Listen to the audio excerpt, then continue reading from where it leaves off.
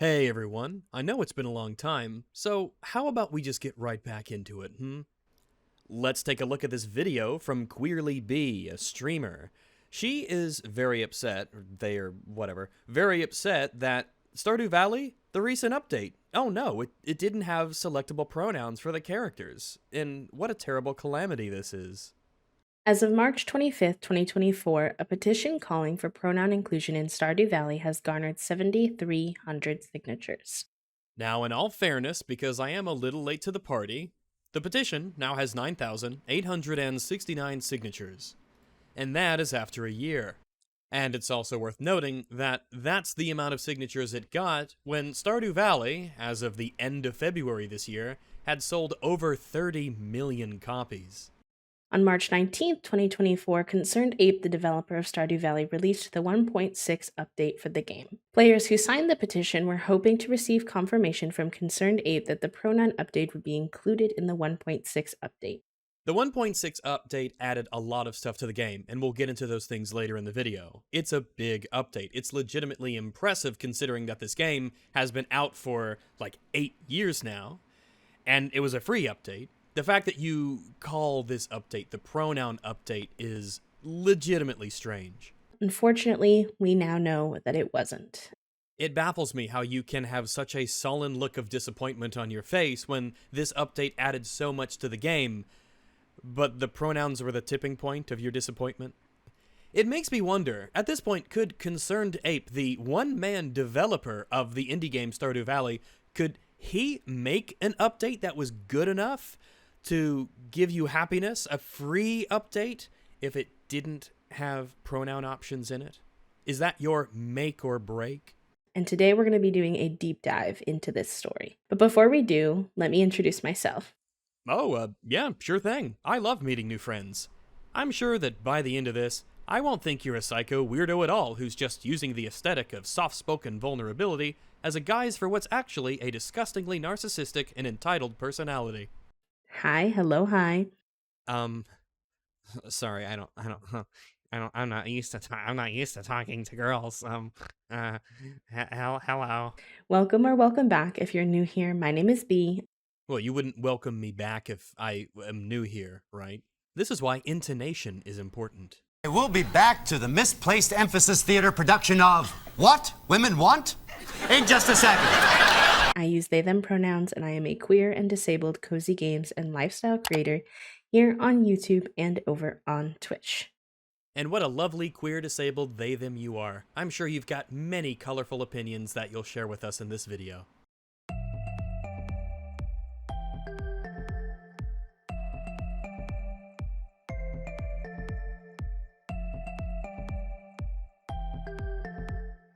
Alright, so what I'm about to ask you is from a place of the most heartfelt love and the goodest of faith.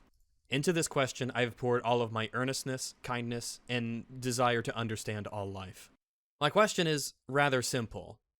Why does your avatar not have exotropia like you do? That is, how come your avatar doesn't have a misaligned eye? I ask this in earnest curiosity because it is actually quite relevant to the topic that this video discusses. This video is about the importance of allowing people to represent themselves in the game Stardew Valley, namely with the ability to customize what pronouns they are referred to by the NPCs in the game. Your avatar is either a piece of art that you've commissioned or one that you made yourself. I don't know which of the two, and it doesn't really matter. Either way, by design, it doesn't have exotropia like you do. And if it isn't exotropia, it's not really important. It's the misaligned eye. You see, idly in thought, I've asked myself, if I was to suffer some kind of outwardly apparent disability, like if I lost my leg in a car accident, for instance, would I give my dog avatar, right? Would I give him like a robot or a prosthetic leg to sort of reflect that? Because my other disability, my profound mental retardation, is already self-evident. If I lost an eye, would I give him an eye patch? And I think that to both of these questions, I think I would. I think there's something about that would sort of connect you and your avatar together in a very personal way. Now, obviously, you're under no obligation whatsoever to make the avatar really anything. It's up to you. It's your avatar. You use it for your videos. But because the idea of being able to represent yourself in Stardew Valley is so important, and it's the central topic of this video, it does strike me as a little odd that you chose to not portray yourself in that manner in your own avatar. And again, it's not a complaint. It's just an observation, one that I'm legitimately curious of. Before we proceed, I'll provide a summary of the petition's content in case you haven't read it. Well, thank you, but we'll be taking a look at it ourselves, just to be sure. Also, I want to give a shout out to my friend Atmos at Atmosfierce for initiating the petition. If you're a fan of Stardew Valley and other cozy games, make sure to follow Atmos. Welcome, missing comma friend. I'm Atmos, he, him, a textile artist, drag performer, and content creator from Canada. I'm Canadian. Come hang out for some chats and laughs in this super heckin' gay space! Did you know that this channel is a super heckin' gay space? It's true. Straightoids beware. The petition addresses a critical issue within Stardew Valley. Look, I'm a big gamer, Queerly Bee. You can't slide that past me. I have a detect skill of a lot many. If you were to ask me, Rags, because that's my name, what is a critical issue in a video game? I would say something like, oh, it doesn't start. You can't get past the menu. There's a bug that deletes your saves. Your personal information isn't protected by the company. Maybe it constantly crashes. Maybe it causes corruption of your system. Maybe there's like blatant pay-to-win mechanics or something like that. That's what I think of when someone says critical issue in a video game. Not the lack of pronoun options. No pronoun options in a video game would be like the joke answer I would give if someone asked me what's a profoundly trivial mechanic in video games. We've barely begun the video, sweet Queerly Bee, and already your gamer cred is seriously in question. I bet you don't even drink Mountain Dew. Actually, you probably do. This farming simulation game created by Eric Barone, aka Concerned Ape, is often hailed as one of the greatest indie games. If I went and asked somebody what they considered the greatest indie game of all time, they would probably say, holy shit, a talking dog. But then they very likely would also say Stardew Valley. Yeah, that's fair. That's a fair answer. Having sold over 20 million copies and amassing a huge fan base. However, there's a significant problem regarding gender representation in the game. While I would technically class significant problem as a step down from critical issue, it is still an issue that is wildly overblown in its importance. When starting a new farm, players are limited to choosing from only 2 gender options. Dun dun dun! Which excludes non-binary players and prevents them from fully immersing themselves in the game. So the only way for these people to become immersed in a video game is for them to create a copy of themselves in the game? You're saying they don't have what's it called? An imagination? They can't role play? They can't imagine being something else? This is a bizarre concept to me. I can't imagine what that must be like. Now that's right there, that's the real disability. I've played games where I'm a woman, and I've been super immersed in the world. I've never thought that this woman I'm playing as, or this alien, or this whatever it is actually me. Wouldn't having a perfect copy of yourself in a game, wouldn't that ruin immersion? Wouldn't it be like, oh shit, how did I get in this world? Isn't that uncanny and strange? I don't belong here. I thought this was a fictional world. This lack of representation can lead to feelings of dysphoria from many trans and non-binary players. I never thought there would come the day when I would hear that Stardew Valley is too hardcore for some gamers. If you can't handle Stardew Valley, how do you even... is this the hobby for you? While the gender neutrality mod offers a solution for PC players with over 40,000 downloads, the game's availability on platforms that don't support modding necessitates a change in the base game to ensure inclusivity for everyone. How do you think I feel? I have to play as a human. At the time it was made, the petition argued with the 1.6 update currently in progress that now was the opportune time to implement such a change. Given the significant number of players signing the petition and downloading the gender neutrality mod, Stardew Valley has sold over 30 million copies. Less than 10,000 have signed the petition. This is not a significant amount of people, especially considering that the petition has been around for a year now. I don't think that the popularity argument is the avenue you want to steer this video down. I don't think that the practical approach is the way to take here. Maybe you should lean more into the moral or the ethical element of, well, if we can just make one queer player of Stardew Valley not explode when they start a game, then it'll all be worth it. It's evident that there's a pressing need for this change. No, there isn't. You stop that. You silly goose. However, to our disappointment, Concerned Ape has remained silent on the matter. Yeah, because you people are crazy. Getting in bed with the gender weirdos leads only to misery and pain. You people are never happy. You're never satisfied. The moment that you see an opportunity to get your claws into something, you will never, ever let go. Every product, every IP, every franchise, everything is a conquest for you in the culture war. He has nothing to gain and only things to lose by associating with you weirdos. It is hard to argue that Concerned Ape has not seen the petition, especially considering his active presence on social media. I would imagine that Concerned Ape is definitely aware of all kinds of petitions and mods concerning his game. There's probably far too many for him to give his commentary on, especially ones that concern such a small amount of people and have such incredible political baggage. I mean, you know what baggage is. It's what you put the groceries in. He's known for responding to tweets about various player concerns, even those related to niche bugs. I do wonder if you will respond to Concerned Ape with the same kind of understanding and kindness that those people did. I wonder if your behavior in this video might impact his decision to choose whether or not he will add pronouns to the game or associate with, your crowd. Despite amassing over 1.2 million followers, he has maintained accessibility as a game developer. Not exactly a common thing when it comes to game developers like him.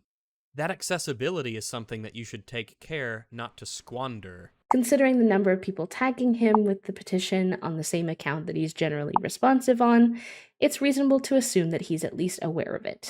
Well, I'm sure with this video, should he see it, you'll do your best to be understanding, kind, and to make the best argument you possibly can to why he should add pronouns to Stardew Valley. I am absolutely certain of it. Additionally, I've heard reports from attendees asking him about the issue at his Stardew Valley Orchestra concerts, and this further suggests that he's aware of the request but has chosen to stay silent, which is disappointing for me as a trans and gender nonconforming player and content creator. Oh no, I do believe that we should extend a bit of understanding considering Stardew Valley's age and the extensive dialogue already present in the game. I bet you think you're so magnanimous, don't you, for extending some understanding to this one-man developer of this game that even after 8 years he continues to support with free updates. Be understanding, Queerly says. He's only human. He's just not enlightened like we are.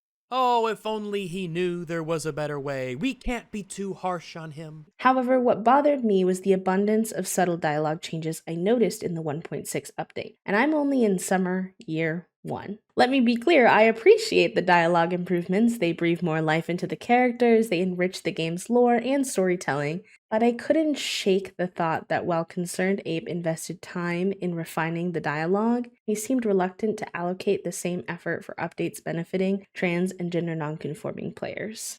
I wish you could understand how insanely narcissistic and entitled you come across when you say things like this.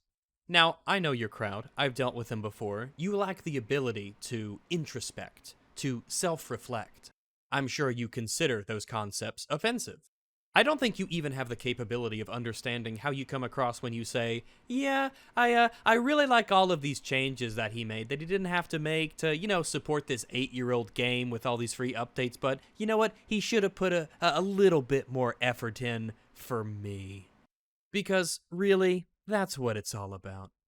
At this juncture, the silence and apparent reluctance to make these changes feels deliberate. Oh, yeah, I mean, I don't get it either. It's crazy. I mean, you come across as so kind and understanding. For myself personally, I'm not making definitive statements. I lack proof and I don't intend to label Concerned Ape. However, by not communicating directly with his community, it leaves the audience to interpret his actions or lack thereof on their own. The absence of communication has ignited a substantial debate on Twitter with individuals holding varying opinions. Yeah, but we've seen what you call substantial. On whether or not it's appropriate to question the potential involvement of transphobia in his decision not to implement this update. Slimy. Oh, no, I'm not saying he's transphobic. I don't have any proof of him being transphobic. No. I'm just saying that because he hasn't mentioned anything, a lot of people are talking. A lot of people are talking about this petition he doesn't address. And I mean, I'm just saying, I as a trans person, I'm really disappointed. I'm that's just what I'm not saying he's transphobic. I'm just gonna throw it out there that we can't prove that he's transphobic. That's all I'm saying. That's all I'm saying. You coward. You slimy coward. I'll touch on these discussions in a general sense as I've encountered valid viewpoints from creators I admire on both sides. Oh, yes. Thank goodness you're here, Queerly B, to act as the enlightened, moderating voice of reason. My aim is to present these perspectives neutrally and then afterwards offer my opinions. You do not have to agree with me, but please be respectful. Your request has been noted and denied due to your own behavior. You can try and look clean as much as you'd like, but I can tell when someone wallows in the mud. Oh, no, that wasn't a pig thing. Some argue that given Concerned Ape's likely awareness of the request and his active choice to avoid the topic, we should consider the possibility of transphobia influencing his decision. You must take a side. You cannot step away. You cannot recuse yourself. Oh, did you think that you could just make a beloved indie game by yourself? No, you can't just do that without wading into these political topics. You have to take a side, because you see, silence is violence. Queer blood is on your hands, Concerned Ape. There is no rest. There is no respite. You cannot choose neutrality. You're either with us or against us. Now, give us what we want, or we will call you a transphobe. We will call you a bigot. Oh, how quickly that kind, magnanimous understanding that Queerly be offered melts away. Others caution against rushing to this conclusion, suggesting there may be alternative reasons for his silence. Yeah, maybe he doesn't want to deal with you people. I can't imagine why. They advocate for a positive and non-confrontational approach to persuade him or exert pressure for the update, rather than resorting to greater levels of disruption. Wait, exerting pressure? What do you mean exerting pressure? Are you saying that you're gonna try and destroy his reputation if he doesn't give you what you want in this indie farming game? Like, seriously, what do you mean by exerting pressure? Well, I do agree that I do not want Concerned Ape to be harassed or bullied. I don't personally believe that merely asking the question whether or not transphobia might be a factor in his lack of communication equates to harassment or bullying. No, I'm not saying that he's a rapist. I'm just saying that I just wonder if he is. Maybe he is. But I'm not saying he is. But I'm saying because he seems to be so quiet to the plight of all these rape victims, then I'm just saying maybe he's a rapist. That's all I'm saying. I'm not calling him a rapist though.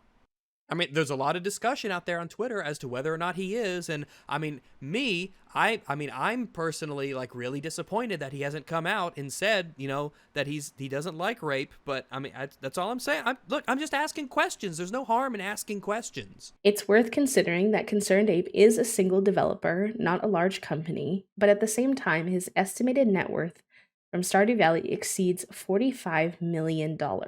I don't know about you, but personally, I find it challenging to empathize with millionaires.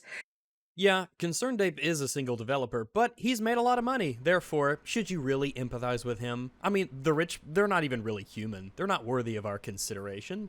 Don't you know that you should portion out your empathy to other people based on their income? Now, even though he made his millions based off of creating this game that you play and you really enjoy, and it's a work of him alone, it doesn't matter. He's still rich. If you designed this video specifically to get him and a lot of other people to hate your guts, then you're doing a pretty good job.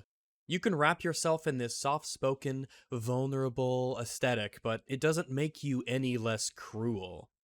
It doesn't make you any less foul. Concerned Ape made millions of dollars selling this game. So, should we really empathize with his suffering? Especially given that he could therefore afford to hire assistance with his game, but chooses not to. This is thoroughly Concerned Ape's project. It's his game. It's his work of passion and skill and expression. He's not under any obligation whatsoever to have to outsource effort or hire people to do work. He wants this, it seems, to be his project. And that's something that I find incredibly respectable and admirable, that someone would have that kind of passion for a project and want to make it theirs. Such as sensitivity readers or coders who could help facilitate this essential update. Essential? The game has been out for 8 years now without a pronoun option, and yet it seems to work fine, and it seems to be growing and growing in popularity. How do you explain this game's wild continued success, even if it lacks so-called essential updates, like having a pronoun option? Maybe you might have to face the music that such an update isn't as essential or critical as you claim it to be. Although tagging him directly on his personal Twitter account may cause discomfort for some. Well, mostly for Concerned Ape, but as you've told us, he's rich, so screw him. It's Concerned Ape himself who has established this as the main form of communication. I do think it's reasonable to pose the question as to whether or not transphobia is involved in his choice to be silent. Oh, well, of course you do. That is the banner of the culture war you use to cloak yourself in your self-righteousness. As a community, trans individuals often face disappointment from those we once trusted, including friends, family, creators, and game developers who may harbor ignorant or hostile attitudes towards us without us knowing until something like this comes up. Friends, family, creators, and game developers, two of these things are not like the other. Do you trust creators, I suppose you mean content creators, and game developers in the same way that you trust friends and family? That's a level of parasocial that I could only describe as virulent. The way that people respect and decide to engage with your transness is not only going to be down to their proximity to you and their investment emotionally in you, such as a friend would have, or family perhaps to more or less the same degree. I think that it's time to perhaps consider that the way people engage with you in this manner is also up to your behavior as well. If you make these kinds of videos, which are, well, wantonly cruel, quite frankly, even if you, as I've mentioned, cloaked it in vulnerability and soft-spokenness, that doesn't change anything. You come across as a foul person. Oh, but we're definitely not done with this video, and perhaps you'll find that the worst is yet to come. Concerned Ape has given you, for free, a very big update to a game that he released 8 years ago. And if all you feel is disappointment and disdain because he didn't have the pronoun element of it, and you're making this video calling him out and saying, oh, we shouldn't even feel bad for him because he's rich, what kind of a message do you think that sends? It sends the message that you're a narcissist. You're self-absorbed. The universe revolves around you. I don't mean, that's not a gravity joke. It's your ego. Therefore, questioning the potential involvement of transphobia could be viewed as a valid form of self-preservation. There are places in the world where it is illegal to be gay, where you aren't allowed to marry the person you wish. There are places where it's illegal to even be trans. There are places that deny you the ability to choose what religion you practice, that don't have freedom of expression. There are places that force women to cover up head to toe. The world is still filled with actual oppression, real oppression. To frame the lack of a pronoun option in an indie video game made by one person in your first world country as something akin to self-preservation, well, it must be one of the most narcissistic and entitled things I have ever heard in all of my life. Get a grip, get some perspective. Maybe get out of the house every once in a while, if you can fit through the doorway, and see the way that the world really is. What an incredibly luxurious life you must have, if this is the kind of problem that causes you distress. While there are other forms of queer representation in Stardew Valley, which some may argue as a reason to assume it's not transphobia, I don't believe this is a fair comparison. It is not uncommon for individuals to be accepting of the broader queer community while disregarding the needs of trans individuals themselves. What did I tell you? It's never enough. Yes, he might have diverse this in the game and these kinds of relationships in the game and da-da-da. But what about me? What about me? He doesn't have me in the game. So he must be transphobic because it's all about me, you see. Moreover, I believe that advocating for a peaceful approach and solely relying on petitions overlooks the reality that trans players and their allies have been using this strategy for an extended period of time without any response. What the holy crap? We've been peaceful so far and he hasn't responded. So what are you advocating for? What do you mean? Peace is no longer an option? That's what you're saying. You're saying that peace is no longer an option. You act like he's denying you clean water and food. You act like he's denying you like basic human rights. It's an option in a little indie video game. And you're saying that peace isn't an option anymore? Concerned Ape, being a person of significant power, privilege, and wealth. Wait, what? Significant power? He's an indie game dev. He's not like the president or a senator or anything. Has been granted ample opportunity to address community concerns peacefully, but has opted not to do so. Yeah, he doesn't want to associate with you psychopaths who make unhinged, crazy videos about how peace is no longer an option and he's rich so you shouldn't empathize with his suffering. This leaves players with limited options: either disengage from the game and withdraw support due to his communication failures. Oh god, I hope it's this one. I hope you choose this one. Or adopt more assertive measures in protesting his actions. Oh geez, I can only imagine what assertive measures means. Are you going to try and destroy his reputation online? Are you going to lie about him? Are you going to tar him as a transphobic whatever? Are you going to try and get his game pulled? Are you going to try and mess around with his monetization somehow? You've already made this some sort of a righteous crusade about self-preservation. Everything is justified. Nothing is too extreme. Concerned Ape doesn't have this one option in his video game, therefore, he's a bad person, therefore we can do anything we want. Considering the substantial number of trans players who deeply appreciate and support Stardew Valley. Just to be clear, there are not a substantial number of trans people anywhere. Even less so as a community revolving around a singular indie game on the internet. You are a small minority within a small minority. Obviously, that isn't a justification for any bigotry or bad things done to you, but we're going to have to start trying to be at least a little honest, queerly be, if that's even possible for you. It seems reasonable to explore more disruptive methods to capture his attention and prompt him to speak up, rather than abandoning a beloved franchise. Just to be clear, what you're saying is, it is better that we disrupt the life of Concerned Ape, who made a very good indie game and has been supporting it freely for almost a decade now. Better to disrupt his life than for us to say, we're not going to support the game by playing it anymore. Which is weird because that's just part of being a gamer. That's just part of being, I guess you could say, an ethical consumer, right? There's a company that you don't like or a product that they've borked or messed up. So you say, you know what? I'm going to walk away. I'm not going to support this product until it gets fixed, or until the sequel, or forever. I'm just done. You would rather organize the harassment of a developer, because that's what this is, with what you call, even yourself, disruptive behavior. You'd rather do that than say, you know what, I'm going to actually make a sacrifice. I'm going to step away from a game that I enjoy, that I like, because I feel that the developer is someone who has opinions I don't approve of.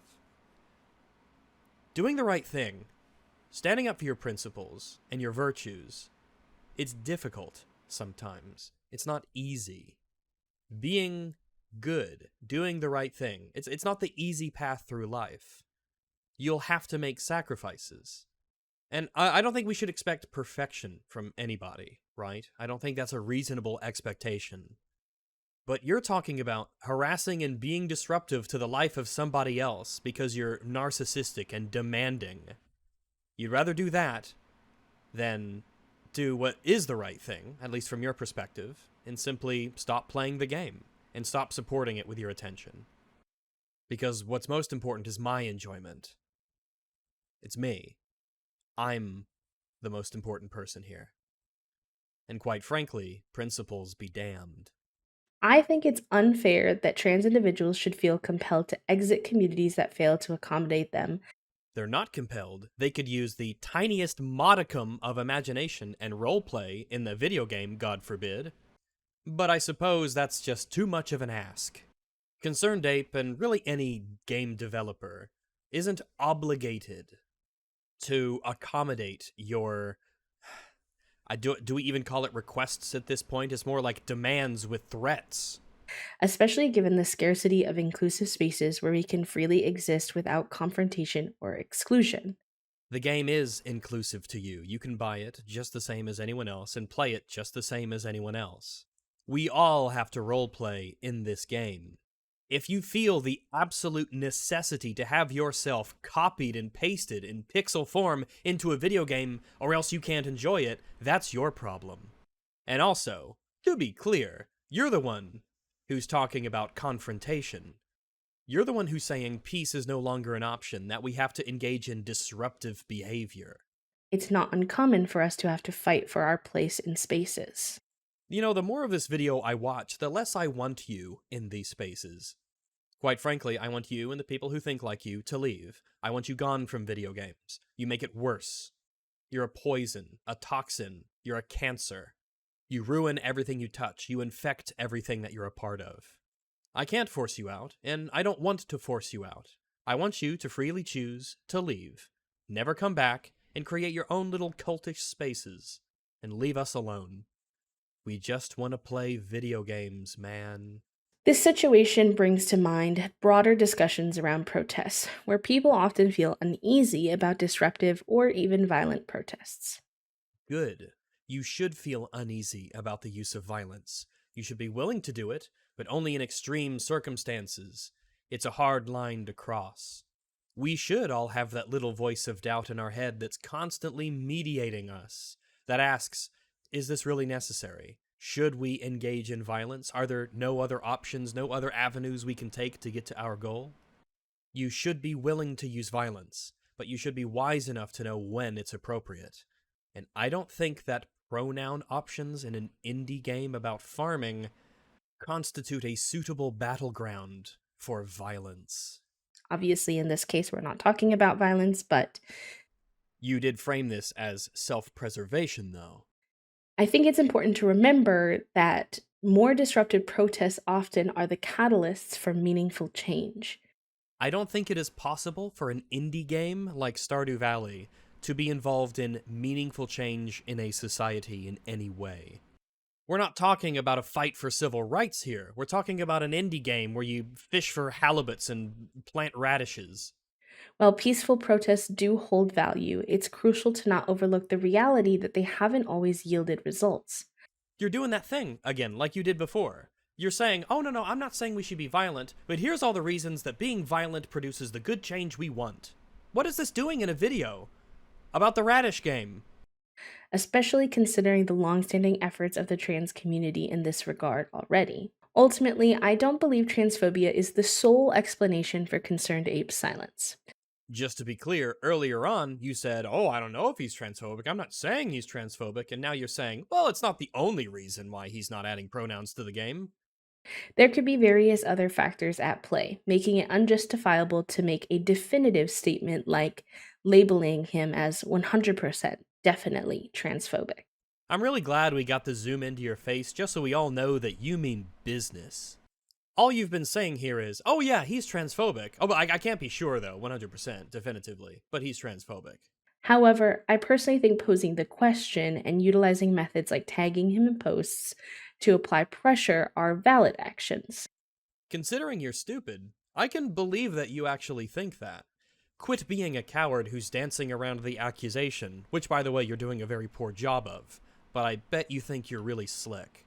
They represent a form of community-driven accountability, signaling to Concerned Ape the expectations of those who engage with his game. It's narcissism. Pure, 100%, undiluted, unfiltered, raw narcissism. Concerned Ape must be accountable to the people who freely choose to voluntarily buy his game that he created by himself. He's accountable to those people for his crimes against humanity, for his crimes against pronoun inclusion. Doesn't he know that trans people out there expect to have this pronoun option in his game? Again, I want to reiterate my respect for alternative perspectives that were advocating for a more peaceful approach. So what do you want people to actually do then? But I did also want to share my own viewpoint. Let's maintain a respectful dialogue when discussing differing opinions on this. You can go straight to hell. Okay, changing gears a little bit, I want to talk about the feasibility of these changes. So, as someone not involved in game development, I can't definitively comment on the feasibility of these changes. However, when has not being informed in any way ever stopped someone from giving their opinion on the internet? based on what I've gathered, I believe they could have been achievable with this update. Yeah, maybe. I guess he was just a little busy working on all of the other features. The 1.6 update brought about significant additions such as a new farm type, a world map for Ginger Island, NPC updates, home renovations, extra content for pets and animals, new festivals, in-game features like a prize machine and a bookseller, changes to experience point building, new outfits, crops, and more. Now that she's mentioned it, it's probably worth elaborating a little bit. The 1.6 update for Stardew Valley was quite big. It was full of all kinds of stuff. In fact, I myself started playing Stardew Valley again after this update released. I haven't really mentioned it before in this video, but I'm quite a fan of Stardew Valley. I've put hundreds and hundreds of hours into the game over the years that I've owned it. I've been enjoying the 1.6 update quite a bit myself, and I'm very grateful to Concerned Ape for it. It's legitimately crazy how much stuff is in this update for a game that was made 8 years ago, and it's a free update. If you own the game, you just get it. It's just an upgrade to the game. A lot of time, a lot of effort, a lot of blood, sweat, and tears and passion went into this update that was by no means necessary. But I suppose for some people, it just wasn't enough. Concerned Ape should have worked just a little bit harder to give me the feature that's about me. And for that, he is a bad person. And I mention all of this to highlight that this update was far from simple, despite some suggesting otherwise in discussions.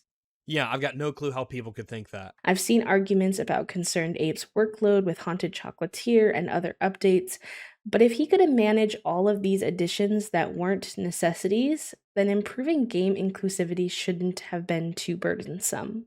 Yeah, if you could do all that other stuff, how come you didn't do the thing about me? How come you weren't thinking about me, Queerly B? That's what you should have been thinking about, Concerned Ape. I can't be expected to do the mildest amount of imagination or the tiniest teensy-weensy bit of role-playing in your game. You have to work so that I don't have to do that. What I find puzzling, and this isn't unique to Stardew Valley but applies broadly, is game developers' choice to gender their games. The world is gendered. 99 whatever % of people are just, they're just one gender or the other. That's just civilization. That's just the human experience. If you find that puzzling, then you are actually stupid. In reality, this decision complicates matters for them. They could opt for a single set of gender-neutral language, allowing all players to immerse themselves in the game without limitations. No, it would absolutely do the opposite. There would be a lot of people wondering why their female characters are not being referred to as female characters, and while their male characters are not being referred to as male characters. If I'm playing a game where especially you can customize your character to be male or female, and everybody in that game refers to you as like a they or their or whatever, or no one ever mentions your gender, then that stands out. To me, that stands out, and I can only think about the meta aspect of, oh, they made the dialogue that way because the player could choose between being male or female, and they didn't want to, do two takes for a lot of the lines. It's not a problem. It's not a big deal at all. But it's something that you notice. It's certainly not worth trying to organize a harassment campaign against a developer about it, that's for sure. This approach would require coding only one dialogue set. While Stardew Valley already has 2 dialogue sets due to its age, this point is more pertinent for newer games. The human experience, human civilization, is a gendered one. It is like 99% of all people out there. It is not strange and it's not unusual for them to cater to that human experience, to what we expect, to what is normal. People who don't consider themselves one or the other for whatever reason, they are a tiny, tiny, tiny minority of people. And development time that goes into worrying about that is development time that doesn't go into things that are actually meaningful and important in the gameplay experience. Concerned Ape would then face 2 options. Either eliminate one of the current gendered options, using the remaining one as a gender-neutral choice for all players, essentially removing gender distinctions for the farmer. Which would honestly be a pretty shitty thing to do, by the way, to say, no, in my game, we're not going to have the NPCs and people refer to your character by their, proper pronouns, man or woman, because there are a tiny little sliver of people out there who don't like that for whatever reason. Me and the tiny sliver of a minority, I can't have the thing that I specifically want, so nobody can have their thing. It's totally not narcissism, guys. Totally is not narcissism. Or add a third gender-neutral option. In an ideal scenario, players would have the freedom to select their preferred pronouns and gender terms, as is offered by the gender-neutral mod. One of the many changes in the 1.6 update to Stardew Valley is mentioned on the Stardew Valley website. Gender-specific clothing variants can now be worn by any gender. So, whenever you make a new character in the game, or when you want to modify an existing character, you'll notice that the male cosmetics are not locked to male characters, and female cosmetics are not locked to female characters. Aesthetically speaking, the only real difference between males and females in this game is it's a couple pixels. They might as well have just called it slim and buff, like some games do, Helldivers 2 for instance. An option that lets you have smaller guys or big buff girls if you want that as an option. This essentially means that the gender icon selector is what pronouns characters will refer to you as. However, you can use this to your advantage if you want to play with the imagination just a little bit. You could make a female character who has a beard and a male character who wears a skirt and mix and match however you want. I don't recall you mentioning this change in the 1.6 update, which you think you would have, because obviously this allows you a lot of options that previously weren't possible. But I guess it goes to show that, once again, you're not satisfied with the changes that were made. This is an optional change that he didn't have to do, but he opened it up, and I think that's a good thing. However, I don't believe most players expect this level of customization from Concerned Ape, considering the challenges of modifying an established game with years' worth of code. Yeah, that would be a lot of work potentially for virtually no reward. If anything, it would just get him bad press, and it would kind of have him acquiesce to you crazy psychopaths. The petition description outlines the significance of having gender-neutral options in games like Stardew Valley. Does it? Let's take a look. I forgot. For many trans and non-binary players, the gendered language in the game can feel incredibly disheartening and invalidating, causing feelings of dysphoria when misgendered while they are playing. Jeez, I guess Stardew Valley is actually too hardcore for some people. Unbelievable. 2 SLGBTQIA+ players deserve to see themselves represented to the fullest extent in their game. Just to be clear, in a video game, nobody deserves to be represented to the fullest extent. No one does. Not me, not you, nobody. You don't deserve that.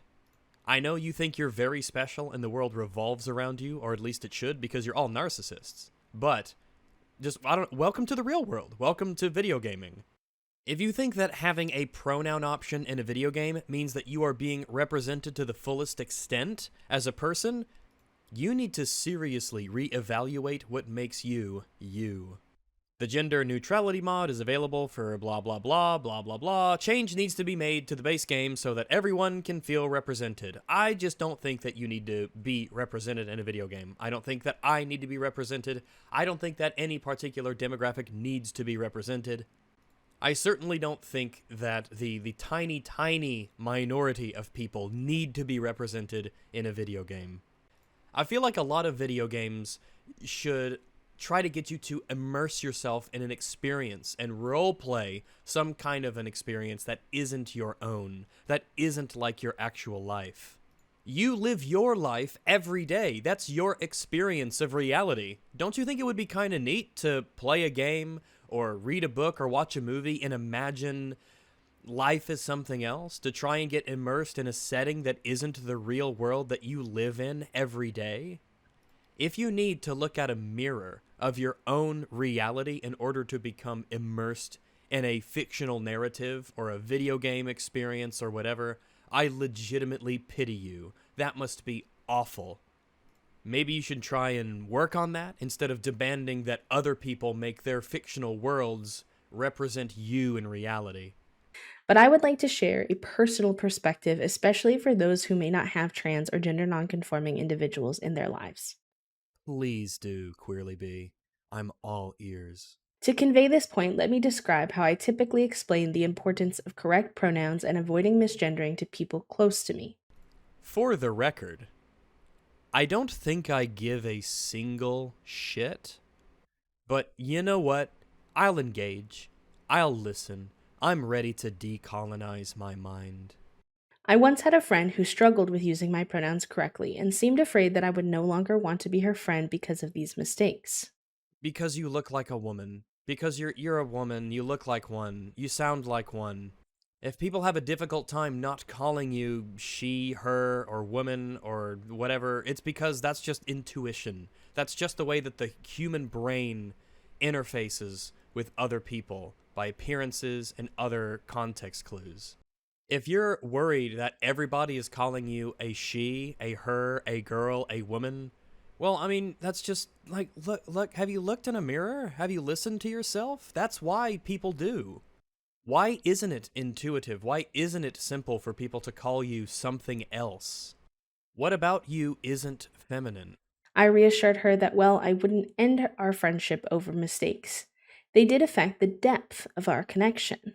Man, that's a real shame. You seem like a really cool person to be friends with. You're just so kind and magnanimous and understanding, and you're not at all a psycho-narcissist. And what I mean is, I find it challenging to be fully open and vulnerable with someone who doesn't respect my identity. Does any identity necessarily deserve respect? Should a white person's white identity deserve respect? Should you never disrespect someone's white race? What about being a man, being, male? Should that never be disrespected? Should you always respect the fact that somebody is a man? I always hear from people like you that pronouns are some integral and deep element of someone's personality or their identity, and they have to be respected to the point of it being violence or whatever if you don't use them. But if you're white, if you're straight, if you're male, if you're any kind of identity that they don't see as one of the approved ones, then I feel like with you guys, it's all fair game and you can just say whatever you want, do whatever you want. You don't show the respect to people that you want. I think that everyone sort of, like, as a sapient human being, deserves some level of, like, basal respect, you know? Just be generally kind, hold open the door for people when you're out and about, and say please and thank you, and, just be nice. Just be generally polite, generally helpful. But by no means do I think that general levels of respect mean that you have to acquiesce to people's demands as to what to call them. This can make me more guarded, which is why many queer and trans individuals seek out communities where they don't have to constantly explain themselves. Probably the same places that are full of nothing but the most endless and eternal affirmation. Places where being critical is verboten. A place where these attitudes are allowed to coagulate without any mediating or critical force.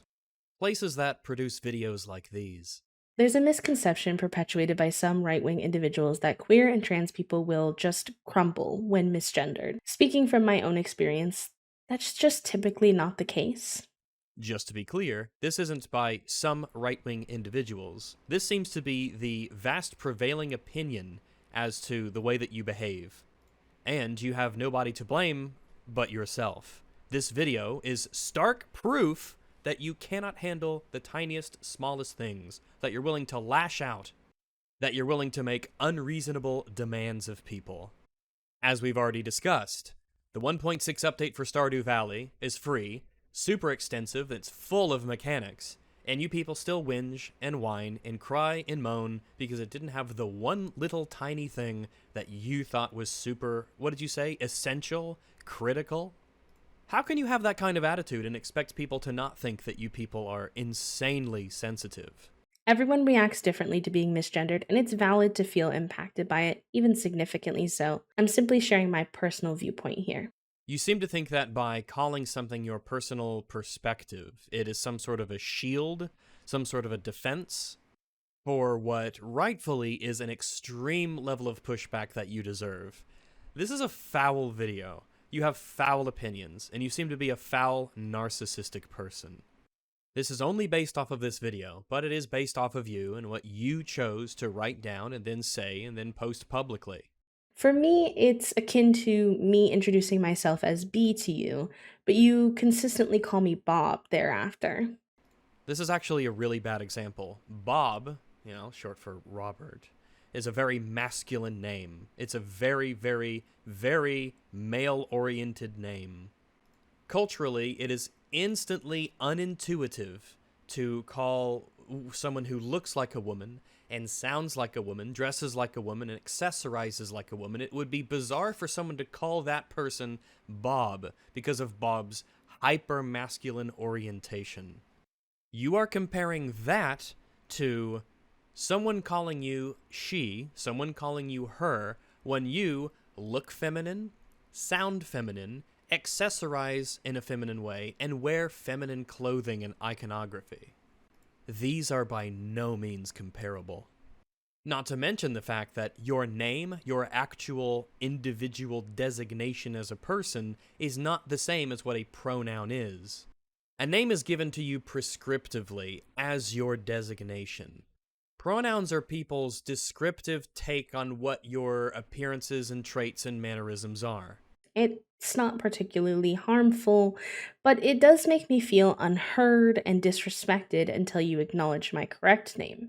Well, don't you worry, Queerly Bee. When it comes to old Raggleton, I listen to every word. So choose them wisely. This can influence how close I feel comfortable being with you because it signals a lack of understanding about who I am as a person. I don't think that pronouns describe who you are as a person. They're essentially used in place of a noun. So it's like I, you, us, we, ours, theirs, hers, his, him, she, they, that kind of thing. Based on what people know about you or what they perceive about you, they will assign pronouns to you fitting with masculine or feminine, typically, because the vast, vast, vast majority of people are just male or female, and human experience and civilization is extremely gendered for pretty obvious reasons. People use the pronoun for you that they think best suits you in that regard. That's why it's very, very... It's a big ask for me to call a guy, someone who's physically, biologically a male, she, her, or feminine when they have a beard and when they have a really deep voice and when they don't wear feminine clothes and they don't have a feminine body. There's a clear disconnect and an unintuitive element between those two things that's really hard for a brain to resolve because it's so deeply ingrained in the human and civilization experience that we have. It's very easy for someone to call Blair White a she and for someone to call Buck Angel a male, because the former looks extremely feminine and the latter looks extremely masculine. Yes, their DNA would tell a different story, but we don't go around DNA testing everybody we meet in order to determine what their pronouns are. Oh, I'm straying from the point. Apologies. What I meant to sort of allude to is the idea that I don't think that your gender is who you are as a person nearly as much as other very important things. Saying your race and your gender can be useful for, identification physically, but what you are as a person, who you are as a person, I think that's more attributable to your principles and your virtues and the limits of what you're willing to do to achieve those. Your personality and the way that you see the world, your outlook on life, your maybe religious positions, your political opinions, your willingness to be agreeable or aggressive with others. All of these things, I think, make you who you are in a much more true sense than more external factors. And I know that being male or female isn't just an external factor. There's a lot of biology that goes into it, but I think those are elements that just inform the kind of person that you are. Many of those things can be chosen and worked upon and changed over time, for better or for worse. For me, gender representation in video games mirrors this experience. I'm really sorry to hear that. You should probably practice on getting an imagination then. Part of having an imagination is learning how to empathize with other people, perhaps. Remember when you said, Concerned Ape is rich, so screw him? That's probably like a really bad character flaw you need to work on. That's probably an element of why you have such trouble imagining yourself in different scenarios and immersing yourself in those fictional experiences.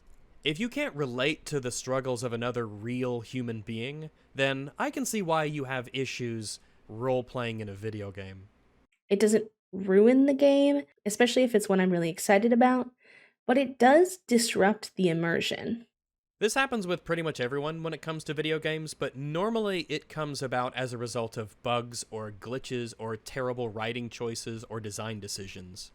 It doesn't typically come about because I can't make the player character a mirror to what I am in real life. Many players, myself included, enjoy games to escape and imagine different lives, and when we can't see ourselves represented, it hinders our ability to fully engage and relax in that immersive experience. Boom, this is it right here. This is ground zero of the issue. Honestly, I wish you would have said this earlier. It would have saved us all a lot more time. This is the problem, and you've stated it plainly. The thing is, I don't believe you when you say this. I think that in a weird way you think it's true, but I don't think that it actually is true. I am a very imaginative person. I constantly daydream and fantasize and consider different scenarios. I imagine myself in movies and games and these created worlds inside of my head. I'm just a very imaginative person. I always kind of have been. I would say that in the vast majority of these fantastical daydreams that I kind of just idly lose myself in while I'm going to sleep in bed, while I'm just sitting around, while I'm driving down the road or whatever, I don't imagine me as a necessary part of those daydreams. You say that you enjoy games to escape and imagine different lives, but when you can't see yourself represented in it, it hinders your ability to engage in that immersive experience. This is a tragedy. This is an actual tragedy. I can't imagine what it must be like to have this insane limitation on my imaginative capabilities. The only way that I see somebody like you being able to immerse yourself in a fictional narrative like a video game is if the game in no way describes anything about the player character. Only the most rasa of tabulas is a candidate to immerse you. You can't be able to see yourself, hear yourself, nobody describes your appearance or anything, because any misalignment between the player character and what you are, queerly be, would destroy the immersion. The illusion is shattered. What about books? Do you read books? Have you ever read a book before? Can you immerse yourself in a book? I don't see how you could by your rules, because you're not Frodo Baggins, you're not Dagny Taggart, you aren't David Navidson or Edmond Dantes or Taran the Assistant Pigkeeper. Is no book an immersive experience because it doesn't perfectly represent you? And I don't want to be mean, I really don't. It might come across as that way, but I don't mean to be mean when I say this, but in Stardew Valley, the farmer isn't exactly... The farmer's not quite as corpulent in physique as you are, let's call it. But that doesn't seem to be an issue. But the pronoun thing is? And this issue also extends beyond gender and sexuality. It's also evident when Black, Indigenous, and people of color Here we go. express feeling underrepresented in games, lacking options for skin tones, hair, clothes, and more that reflect their communities and cultures. It's odd to me because I enjoy plenty of foreign media that doesn't have a single white person or a bit of white culture in there. Squid Game, Masquerade, War of the Arrows, not a white person in sight. But I really like them. I do live in a predominantly white country, though, so I'm used to seeing, I guess, white people all over the place in media. I guess I just never thought to associate, like, their race as my race, and like, oh, it's a white person, it's me, or oh, look, a white person, I'm being represented. I guess I just treat people as individuals, not representatives for a race, like it's some kind of a tally. These days, however, I feel like there's an overrepresentation of minorities in media that comes from a general corporate cultural push to have diversity and inclusion and representation. Which in and of itself isn't a bad thing. I don't want to have just white people and everything, or just straight people and everything. Minority groups do exist, and it would be weird to not see those represented in media, especially media that attempts to portray reality in some way. This is what I mean when I said overrepresentation. However, just as it would be a bit uncanny to only see one particular group, I think it would also be uncanny, and in fact it is uncanny, to see a massive overrepresentation of minority groups. Especially when you know and understand the meta-information of that corporate push for diversity and representation. And I hold this as a consistent rule. It would be bizarre to see a whole bunch of white people in a story about feudal Japan or a Shaka Zulu biopic. Obviously, it'll be dependent on the context of the narrative. I certainly don't think that these things should be the focus of storytelling, and if anything, the past 5-6 years has shown us that you can put as many minorities into things as you want, but that doesn't make those things good. Representation doesn't equal quality, and it's not the antithesis of quality either. But if your focus is on those and not making good stories, then, well... Frankly, Stardew Valley faces a diversity problem on a larger scale not limited to gender representation for trans and gender nonconforming players. Okay, I guess the pronoun part of the video is done, and now we're into the too many white people in Stardew Valley part of the video. Okay, well, slightly different flavor, I suppose. There's a notable lack of diversity in the town regarding race, with only a few BIPOC characters present. Okay. This absence of diversity led to the development of mods like Diverse Stardew Valley. If you're unfamiliar, Diverse Stardew Valley is a mod aiming to offer a wide range of ethnic, racial, cultural, gender, and body type diversity among Stardew Valley characters. Diversity is when purple hair. Anyway, do any of the people in this mod look like you? Because if they don't look like you, Queerly Bee, then I would imagine that you don't approve of it, right? If you can't see yourself represented in something, then you can't immerse yourself in the experience, right? I'm curious, would you consider yourself more or less immersed in Stardew Valley using the default villagers or the diverse Stardew Valley villagers? It introduces modded characters, outfits, and dialogue reflecting these diverse versions of the beloved characters in Pelican Town. Well, I don't know. The existence of this mod implies that they're not that beloved. Because, their entire appearance and, race and dialogue is being changed.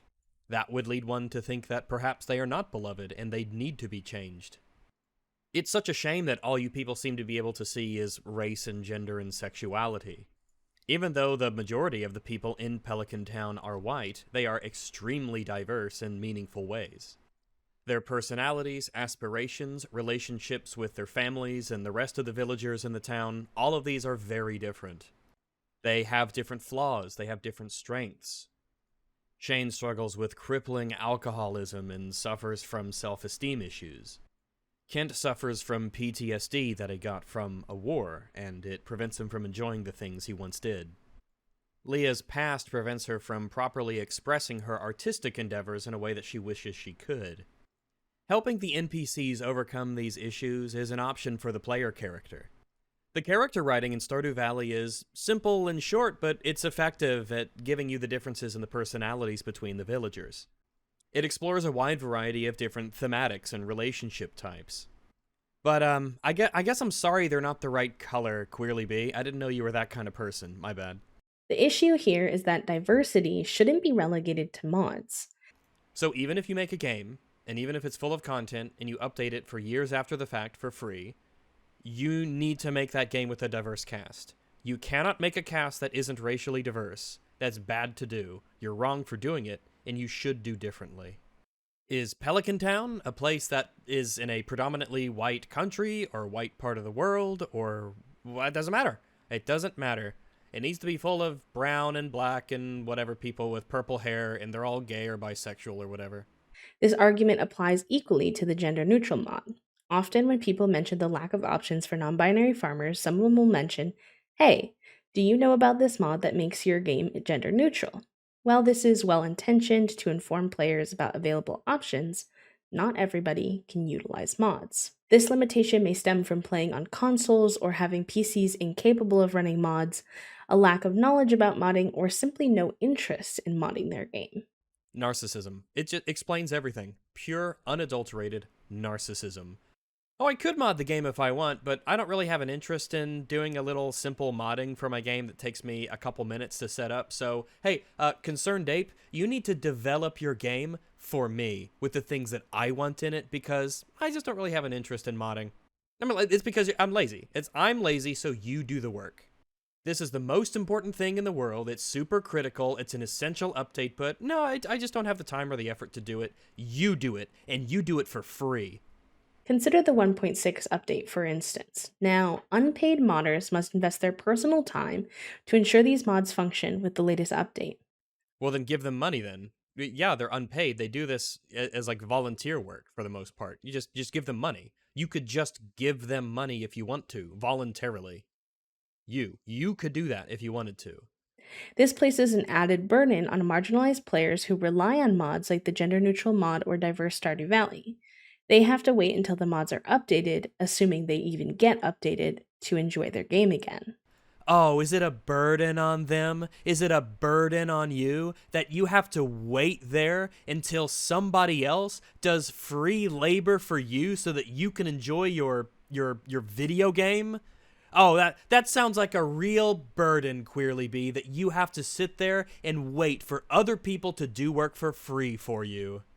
You have this big ol' game with all of these features that's constantly and freely getting updated, and you're still not happy because you have to wait on different people to do more free work for you. Narcissism. It is narcissism. That's what it is. The world revolves around me. Me, me, me. Everyone needs to do all of this work for me for free because it's such a burden to have to sit here and wait on them to do this unpaid labor for me. Furthermore, these mods are often developed by marginalized players themselves, and it's concerning how this unpaid labor is pushed onto them because otherwise they won't have options available to them to feel represented in their favorite games. If it's such a huge issue, then they can make their own games, okay? And also, you can pay them. Just pay them. If you're sitting here, whoa, oh no, oh, lamenting the fact that these poor minorities have to do the mods, they're not even getting paid for it, then pay them. You can just pay them with your money. You can patronize or commission a modder so that they get money for their work, for their essential, critical work. All you're saying is, hey, Concerned Ape, white rich guy, you work for free for me so that this modder doesn't have to work for free for me. Ultimately, what I truly do believe is that Concerned Ape has a problem with how tightly he controls his game. I mean, yeah, it's his. He made it. He put years of blood, sweat, and tears into making Stardew Valley by himself. It is his game. On Nexus mods, it is the 5th most modded game that they have. I'm not counting Skyrim twice. It has over 19,000 different mods and 426 million downloads total. It's one of the most modded games that has ever been made. How could you possibly say he's over-controlling about his game? Are you actually insane? The lack of diversity in gender, sexuality, race, culture, etc., I think reflects his decision to primarily develop the game on his own without seeking assistance. Oh, well, I mean, there it is. He's a bigot. That's why he wants to work on the game alone. It's not because it's his game, and because he wants to make it the way he wants to make it, because he wants to create it in a way and shape it in a way, because he has incredible pride and passion for what he's been able to create through his talent and his effort. No, he's just a bigot. And if he hired somebody else to help him with his game, they might put in a pesky minority. Also, don't sneak that in. There is not lacking diversity in gender, alright? Both of the genders are included. Many of the villagers are women, many of them are men. Don't even try to sneak that in there. And it's really odd that you mentioned Concerned Ape's lack of diversity regarding sexuality in Stardew Valley. As a cozy game streamer or a Stardew Valley fan, especially one who's making a video like this one, you should know that all of the marriage candidates in Stardew Valley, of which there are 12, are, at least from a gameplay perspective, bisexual. Regardless of the gender that you choose to make your character, all of the options are open to you for marriage. Bachelors are not locked off from male characters, and bachelorettes are not locked off from female characters. From what I know, and I could be wrong, Concerned Ape is a cisgender heterosexual white man, Why didn't you just check? which inevitably means that he may have blind spots, as we all do. You know, I'm not going to say it. We're just going to carry on. However, there exists an entire field dedicated to marginalized individuals reviewing books, media, and games for cultural sensitivity and diversity. Oh yeah, Sweet Baby Inc. is really popular right now. That would be a great move. Concerned Ape's reluctance to collaborate with such individuals, as far as I can tell from an external perspective, is evident in the product that he has created. Yeah, he made a fun, beloved, incredibly popular video game. I don't know if this is the point that you think it is. Will I stop playing Stardew Valley? No. Of course not. That would require self-control, which it doesn't seem like you have a lot of. It would require you giving up something that you enjoy for a greater principle. I don't believe I should have to forfeit enjoying a game because the developer fails to acknowledge his community base. Well, you don't believe that you should have to do anything. Ever. You think that the world and everybody else in it should do things for you. Moments ago, you were talking about how it's a burden that you have to wait for other people to do unpaid free labor to help you enjoy a video game more. Furthermore, I think it's important that we take the time to critique and give constructive criticism for games that we love too, not just games that we hate. It may be even more important because we want to see those games and communities get better and more inclusive. As recent history in modern gaming has shown us, inclusivity does not equal better. Let's also consider what it is that you're calling constructive criticism. You said that Concerned Ape was a terrible person, a bigot, a transphobe. You're calling for disruptive harassment of him on social media. You said peace isn't an option anymore. That said, if you choose to boycott as a form of protest, I support that decision. I do too. Concerned Ape already has your money, and you'll be out of the community, and you'll stop whining, and your influence will fade, so yeah, I totally support you boycotting his game.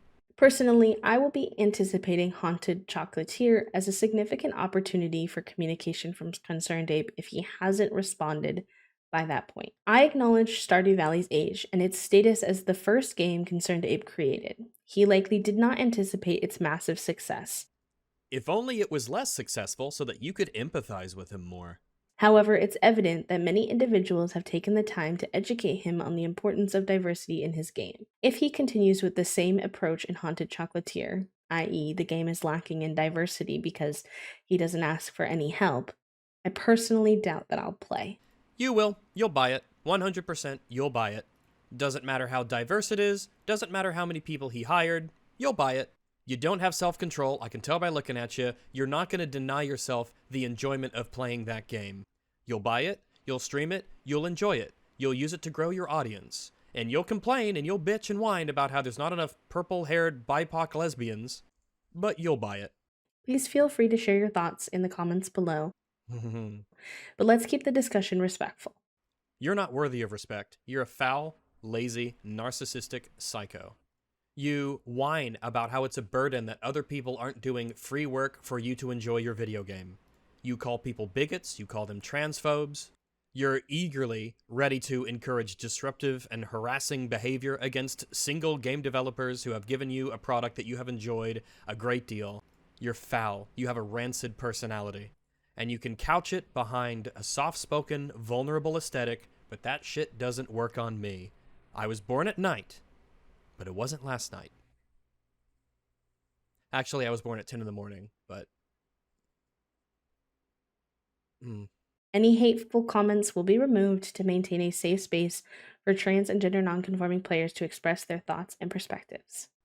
Well, you deleted this video, so I assume you don't have to worry about that now. So that's a plus, I suppose. This video was inspired by my earlier video on early access and its potential negative impact on games. Oh, I'm way ahead of you, B. I've realized my enjoyment in creating more video essay type content about the gaming industry. You know what? That's great. That's really great. I'm really happy to hear that. Because I'm on the hunt. I'm on the prowl. I'm after some content. And if this video is any indication, you have all sorts of crazy, colorful opinions to share with the world, and I want to hear every single one of them. Welcome to the internet, where other people get to have opinions too. If you have any other topics related to cozy games or content creation that you'd like me to discuss, please leave your ideas in the comments below. I can't because you deleted your video. I really appreciate your input. Gee, thanks, Queerly B. I really appreciate your input too. And if you'd like to see more of these videos, Let's Plays, and cozy vlogs, consider subscribing and giving this video a thumbs up to help the channel grow. I can't because you deleted your video. That's all for today, friends. Thank you. You're welcome, but I would never be friends with you. Dag dag. I don't know what that means. And with that, we have reached the terminus of this adventure. How exciting. I think that we've learned a lot here today with this video, as we often do. Concerned Ape released Stardew Valley in February of 2016, and since then he has continued to update and support this amazing gem of a video game with constant patches and features and mechanics and improvements, all of it for free. The game today is markedly better than it was upon release. It's a labor of passion and expression, a great example of the fruits of a human's endeavors. It has made Concerned Ape rich and beloved, and deservedly so.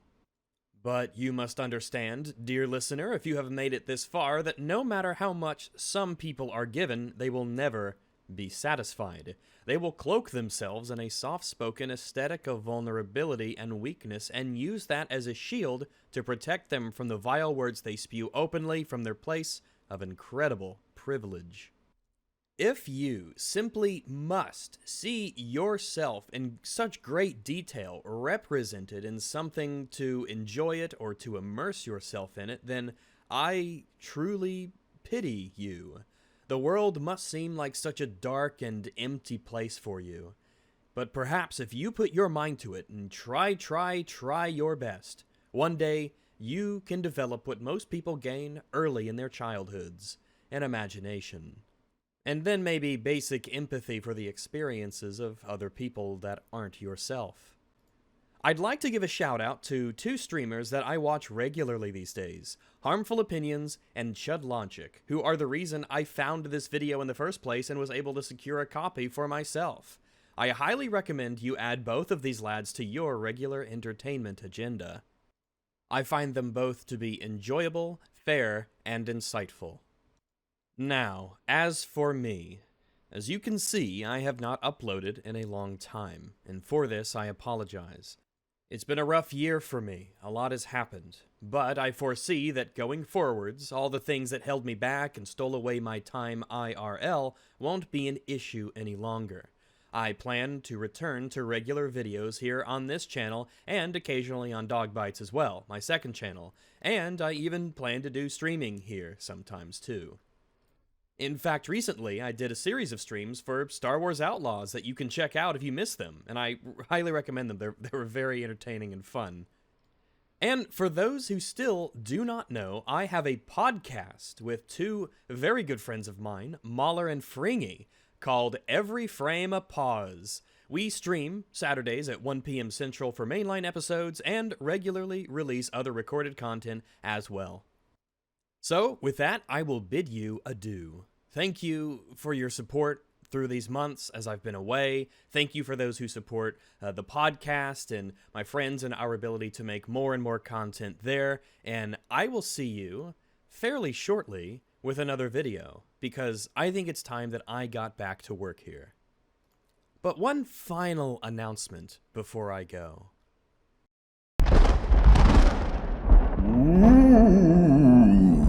It's the spookiest time of year, and what's more suitable than EFAP celebrating with a brand new set of terrifying plushies? Introducing the EFAP Halloween plushie set, starting with Mauler the Longpire, a terrifying monster of bloodthirst and long. This cuddly beast is both infamous and primal in his desire to drain the very soul from the world of media, and he's coming for you. But he's not alone. How could the Longpire be complete without his trusty doggo, Ragzolantern? Poised charmingly in his pumpkin, your Ragzolantern will be there to offer his support and encouragement and sarcastic commentary to all your endeavors. This gourd-adorned Shiba Inu will give your pumpkin patch a pantalooned pooch's worth of company, and of course, both of these fine, fiendish fellows are joined by yet another. Though his eyes may have all the seeming of a demon's that is dreaming, Fringy the Raven will gladly perch atop your couch, cuddly and at the ready. This corvid ventures nowhere without his scythe, and he's more than ready to slash his way through all obstacles. But not without the final member of this cutthroat cohort. Hear the bell as it strikes the hour of the wolf. When the midnight sky is red, a beast shall emerge from the forest to plunder your local pizza parlor. Behold, the dreaded werewolf, complete with the sunken eyes of a beast who avoids the searing heat of the sun, carrying with him a slice of his latest victim. This legend of the night will surely be a fantastic addition to this crew of dark demons and pumpkin playmates. But that's not all, no sir. Have you ever left home only to worry you're leaving the members of your favorite podcast behind? Do you despair when Mauler's commentary, Fringy's laughs, Wolf's fury, or Rags's puns aren't around anymore? Well, anguish no longer. Now you can stay warm and cozy during those chilly autumn days while constantly explaining to everyone that, no, it's not electronic fapping, I swear. Introducing the official Every Frame a Pause Halloween hoodie. Perfect for lounging around indoors, shopping, long walks on the pier, weddings, baby showers, funerals, Halloween, Christmas. Complete with the expected furnishings of the season, as well as some gorgeous artwork by Black Soul Odin. The EFAP hoodie is ready to keep you warm and comfy through those winter months. There may even be a surprise guest on the back. Pick up yours today, because once the campaign ends, it'll be gone for good. And don't forget Mauler the Longpire, Ragzolantern, Fringy the Raven, and Werewolf. Completing the EFAP Halloween set. For every item you pick up together, the discount will increase. Be sure about what you'd like before it's too late, as the spooky season will not last forever. Find them all at makeship.com/shop/EFAP. All links can be found in the description. Thank you all so much for watching and supporting the show. We will see you next time.